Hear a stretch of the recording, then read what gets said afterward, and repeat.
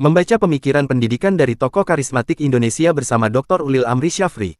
Sejarah perlu dibaca dengan cara yang berbeda pada masa kini. Pembacaan yang berhenti pada romantisme tokoh, atau terjebak pada konflik agama dan ideologi, justru mengaburkan sumbangan intelektual yang nyata. Jika sejarah ditarik ke wilayah pendidikan dan gagasan, tampak jelas bahwa para tokoh masa lalu tidak sedang bertarung pada simbol semata, melainkan sedang merintis masa depan manusia melalui desain pendidikan yang maju dan kontekstual pada zamannya. Perbedaan latar, metode, dan jalan perjuangan para tokoh ini tidak dapat disangkal. Namun, jika dibaca dari sudut pendidikan dan gagasan, tampak jelas bahwa mereka bergerak pada spektrum nilai yang sama, yaitu memuliakan manusia melalui ilmu, keterampilan, adab, dan keberanian berpikir. Agama dan ideologi hadir sebagai sumber nilai dan bahasa perjuangan, bukan sebagai tujuan akhir yang eksklusif. Sayangnya, pembacaan pemikiran tokoh yang terlalu terfokus pada aliran ideologi dan agama, cenderung menyulitkan sikap berpikir yang jujur dan adil. Padahal, justru itulah yang paling dibutuhkan oleh generasi saat ini. Dengan demikian, membaca sejarah pendidikan secara dewasa berarti memindahkan fokus dari identitas tokoh kepada kualitas dan kedalaman gagasannya. Pada akhirnya, sejarah tidak lagi berfungsi sebagai altar romantisme atau arena konflik ideologis, melainkan sebagai gudang kebijaksanaan yang relevan bagi tantangan pendidikan hari ini. Di sanalah sejarah menemukan kembali martabatnya, bukan untuk dipuja, tetapi untuk dipelajari dan dilanjutkan. Beberapa tokoh yang dimaksud antara lain, Syekh Abdullah Ahmad, lahir pada tahun 1878. Fokus gagasan pendidikannya terletak pada perintisan pendidikan Islam modern melalui Adabiyah School. Pendidikan baginya adalah sebagai hak memperbaiki sistem dan pola pendidikan bagi anak muslim saat itu. Lembaga ini menjadi tonggak awal integrasi antara ilmu-ilmu agama dan ilmu pengetahuan modern, atau yang dapat disebut sebagai kurikulum kombinasi, pada masanya. Melalui Adabiyah School, Syekh Abdullah Ahmad mengawali sistem pembelajaran yang terorganisasi dan rasional, penerapan penjadwalan pelajaran, penggunaan papan tulis, serta evaluasi tertulis sebagai bagian dari proses pendidikan. Langkah-langkah ini menandai transformasi penting dari praktik pendidikan Islam tradisional yang masih bersifat sporadis dan individual menuju sistem pendidikan yang terstruktur, terukur, dan berorientasi pada efektivitas pembelajaran. Dengan pendekatan tersebut, Syekh Abdullah Ahmad meletakkan fondasi pendidikan Islam yang rasional dan sistematis di Nusantara. Jauh sebelum pendekatan serupa menjadi arus utama, pada saat banyak lembaga pendidikan masih sibuk mempertahankan pola lama, Adabiyah School justru tampil sebagai laboratorium awal pembaruan, yang mempertemukan agama dan sains dalam satu kerangka pendidikan yang beradab dan progresif. Kiai Haji Hasyim Asy'ari, lahir pada tahun 1871. Fokus gagasan pendidikannya terletak pada perluasan akses pendidikan pesantren bagi kaum marginal muslim, karena baginya pendidikan menjadi hak untuk kaum marginal melalui model pesantren. Dalam konteks tekanan kolonial yang kuat, ia tidak hanya menjaga tradisi keilmuan Islam, tetapi juga menyesuaikannya dengan kebutuhan sosial umat. Pendidikan dalam pandangannya, berfungsi sebagai perlindungan sosial sekaligus ruang pembentukan martabat kaum tertindas. Kiai Haji Hasyim Asy'ari bukan sekadar pendiri organisasi keagamaan, melainkan jauh sebelumnya merupakan transformator pendidikan pesantren. Ia membuka pintu pesantren bagi kelompok-kelompok yang sebelumnya terpinggirkan, sehingga pesantren tidak hanya menjadi pusat transmisi ilmu, tetapi juga ruang keberpihakan sosial. Pemikirannya tentang pendidikan pesantren yang adaptif dan berorientasi sosial dapat dibaca sebagai upaya menjaga keberlanjutan tradisi keilmuan Islam, sekaligus merespons realitas kolonial yang menekan umat. Dalam konteks sejarah pendidikan, usaha Kiai Haji Hasyim Asy'ari dapat disebut sebagai penjaga peradaban kemuliaan ilmu Islam pada masanya, yakni menjaga kesinambungan ilmu, adab, dan martabat umat di tengah ancaman disrupsi dan penyingkiran struktur. Kiai Haji Ahmad Dahlan, mengusung pendidikan sebagai hak keadilan sosial ekonomi. Kiai Haji Ahmad Dahlan lahir pada tahun 1868. Secara kronologis, ia lahir lebih awal, namun dari sisi pengaruh institusional dan gelombang pembaruan pendidikan, pemikirannya kerap dibaca sezaman dengan tokoh-tokoh pembaharu awal abad ke-20. Gagasan pendidikannya berpusat pada pengembangan sistem pendidikan yang mengintegrasikan ilmu agama dan ilmu umum dengan visi sosial ekonomi yang jelas. Bagi Ahmad Dahlan, pendidikan bukan sekadar proses transmisi pengetahuan, melainkan alat pemberdayaan masyarakat agar mandiri, berdaya, dan berkeadilan. Sekolah-sekolah Muhammadiyah yang ia dirikan, dirancang untuk merespon kebutuhan praktis masyarakat, yaitu membentuk manusia terdidik yang mampu menghadapi realitas sosial, ekonomi, dan kultural pada masanya. Dalam konteks sejarah pendidikan Indonesia, model pendidikan yang dikembangkan Ahmad Dahlan dapat dibaca sebagai pendidikan terapan yang berpijak pada pembangunan masyarakat. Pendidikan ditempatkan sebagai motor transformasi sosial, bukan hanya untuk kepentingan individu, tetapi untuk kemajuan umat dan peradaban secara kolektif. Ki Hajar Dewantara, mengusung pendidikan sebagai hak dan pembentukan adab bangsa yang merdeka dari mentalitas terjajah. Ki Hajar Dewantara lahir pada tahun 1889. Fokus gagasan pendidikannya terletak pada pembentukan adab, kebudayaan, dan karakter, serta penolakan terhadap pendidikan yang dijadikan alat kekuasaan dan politik. Ia memposisikan pendidikan sebagai hak asasi bangsa dan sarana pembebasan manusia, bukan sebagai instrumen kontrol atau reproduksi kepentingan elit. Filsafat pendidikannya menekankan adab, kebudayaan, dan partisipasi aktif peserta didik dalam proses belajar. Prinsip Ingarso Sung Tulodo bukan sekadar slogan moral, melainkan fondasi etis kepemimpinan pendidikan yang menempatkan keteladanan sebagai inti pedagogi. Penekanan pada nilai-nilai kebudayaan sebagai ruh pendidikan menjadikan pemikiran Ki Hajar Dewantara tetap relevan dan kontekstual bagi pembaruan kurikulum serta penguatan pendidikan karakter hingga hari ini. Lebih jauh, pemikiran Ki Hajar Dewantara sangat relevan dalam menghadapi tantangan pendidikan abad ke-21, terutama krisis adab dan karakter bangsa menjelang Indonesia Emas 2045. Filsafat pendidikannya bukanlah romantisme sektoral atau nostalgia sejarah, melainkan jawaban strategis atas arah dan tujuan pendidikan nasional yang menempatkan manusia, kebudayaan, dan martabat bangsa sebagai pusat pembangunan pendidikan. A. Hasan, mengusung pendidikan sebagai hak pembinaan nalar dan logika beragama bangsa Indonesia. A. Hasan lahir pada tahun 1887.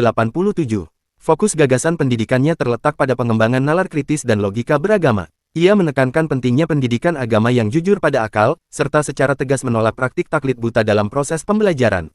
Pemikiran A. Hasan menempatkan pendidikan berbasis akhlak sebagai fondasi, yang mengombinasikan penguasaan ilmu keagamaan dengan pembentukan karakter dan kecakapan berpikir kritis. Pendidikan agama menurutnya, tidak boleh berhenti pada ritual dan hafalan semata, melainkan harus membina sikap disiplin, kesopanan, serta kejujuran intelektual. Dengan pendekatan ini, pendidikan agama berfungsi sebagai ruang pembebasan nalar, mendorong umat untuk beriman dengan kesadaran, bukan kepatuhan tanpa pemahaman. Engku Syafei, mengusung pendidikan sebagai hak berkembangnya talenta dan keterampilan anak-anak Indonesia. Engku Syafei lahir pada tahun 1890. Fokus gagasan pendidikannya terletak pada pengembangan talenta dan keterampilan peserta didik, dengan penekanan pada kerja kelompok, pembelajaran berbasis proyek, dan kolaborasi. Melalui INS Kayu Tanam, ia merintis sekolah yang sejak awal memberi perhatian serius pada bakat individual, jauh sebelum gagasan tersebut dikenal luas pada masa kemerdekaan. Model pendidikan yang dikembangkan Engku Syafei berorientasi pada produk dan keterampilan nyata, dengan seni dan sastra ditempatkan sebagai bagian integral dari proses pembelajaran. Metode proyek, kerja kelompok, serta evaluasi berkelanjutan digunakan untuk memantau pertumbuhan dan perkembangan bakat murid secara menyeluruh. Dalam konteks hari ini, gagasan tersebut dapat dibaca sebagai proto-model pendidikan vokasional terapan yang menempatkan kreativitas, kemandirian, dan produktivitas siswa sebagai tujuan utama pendidikan. Dengan demikian, pemikiran Engku Syafei bukan sekadar respons terhadap kebutuhan zamannya, melainkan gagasan cerdas yang menembus batas waktu, relevan bagi masa kini dan memberi arah bagi pendidikan masa depan yang menghargai talenta dan potensi manusia. Tan Malaka, mengusung pendidikan sebagai hak rakyat mengembangkan dialektika, kecerdasan berpikir dan keberanian serta merdeka dari mistisisme. Tan Malaka lahir pada tahun 1897. Fokus gagasan pendidikannya menempatkan pendidikan sebagai pembuka kecerdasan berpikir, dengan dialektika hidup sebagai metode pencarian ilmu sekaligus pembentukan kepribadian.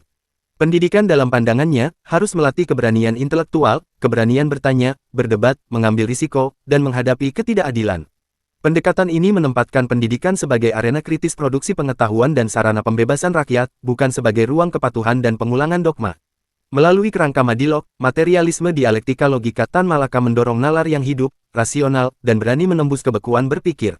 Kajian filsafat dan historis modern menunjukkan bahwa pemikirannya tetap relevan hingga kini, terutama di tengah gejala pembungkaman nalar dan matinya daya kritis dalam praktik pendidikan kontemporer. Muhammad Natsir, mengusung pendidikan sebagai hak rakyat tampil sebagai pemimpin yang matang secara intelektual dan karakter kepribadian. Muhammad Natsir lahir pada tahun 1908. Fokus gagasan pendidikannya tampak jelas ketika ia merintis pendidikan Islam yang sangat progresif melalui Pendis. Kurikulum yang dibangunnya tidak berorientasi pada penebalan kognitif keagamaan semata, sebagaimana pola pesantren tradisional pada masa itu, melainkan pada pengembangan kecerdasan manusia secara utuh. Ilmu pengetahuan diajarkan secara lintas disiplin, sementara peserta didik dikenalkan pada proses kehidupan melalui praktik bercocok tanam, agar memahami bahwa pengetahuan tumbuh melalui waktu, usaha, dan ketekunan. Latihan komunikasi dan public speaking menjadi bagian penting dari pembelajaran. Bahasa asing diajarkan secara serius, dan agama dihadirkan sebagai nilai hidup, tanggung jawab, keberanian, dan kejujuran, bukan sekadar hafalan teks keagamaan.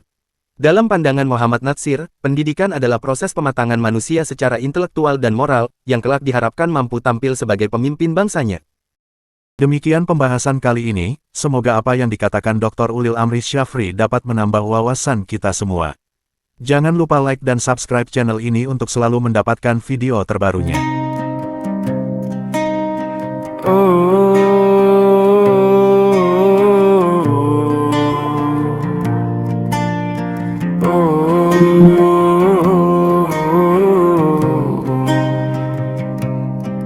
Membaca sejarah melahirkan peradaban. Dosen hadir bukan sekadar mengajar, tapi menyalakan arah dan keberanian berpikir. Kami tak duduk untuk diam, pertanyaan lahir dari kegelisahan. Ilmu tumbuh dari dialog jujur, bukan dari hafalan tanpa tanggung jawab. Di kelas ini kami berdialog, berdebat tajam, adab dijaga. Dosen membimbing dengan keteladanan. Mahasiswa ditempa jadi penjaga peradaban. Ilmu bukan angka dan gelar, ya amanah yang harus diperjuangkan. Dari ruang ini lahir kesadaran. Islam hidup menjawab tantangan zaman. Diskusi bergerak, tugas menekan. Tulisan lahir dari keberanian berpikir. Tradisi diuji, modernitas ditimbang. Nilai dijaga agar ilmu tak kehilangan arah.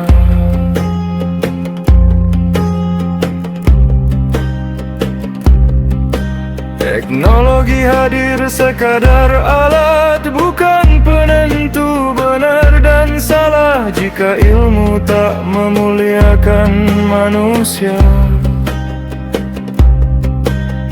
maka kelas ini memilih untuk gelisah. Di kelas ini kami berdialog, tak takut salah, tak malas berpikir. Dosen luar biasa menyalakan obor. Mahasiswa merawat nyala tanggung jawab ilmiah. Peradaban tak lahir dari sunyi, ia tumbuh dari kelas yang jujur dan hidup. Dan kami bersaksi dari ruang ini. Ilmu Islam bergerak tajam dan bermakna.